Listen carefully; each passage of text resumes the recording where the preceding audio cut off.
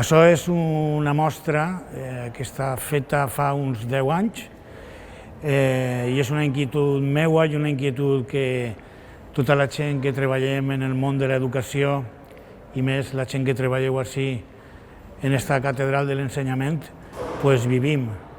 És aquesta falta de lectura que tenen els nostres alumnes, aquesta falta de comprensió, d'expressió, i aquesta inquietud em fa mostrar les meves obres des d'aquest punt de vista tan concret.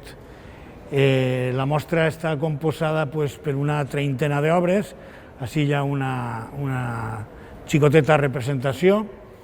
La temàtica és des de la infantesa fins al món de l'adult i està composat per obres pictòriques, bàsicament. És un guiny a l'obra de Goya Saturno devorando a su hijo i no és més que aquesta manera de soltar tot allò que podem des del nostre interior.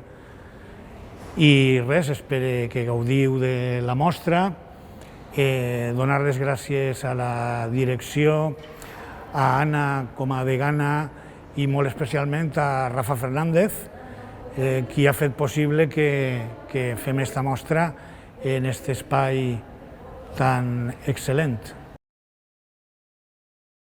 La mostra ha sigut triada en aquesta data tan especial per a commemorar el Dia del Llibre i estarà un mes per a que la gent gaudisca d'aquesta mostra tan significativa.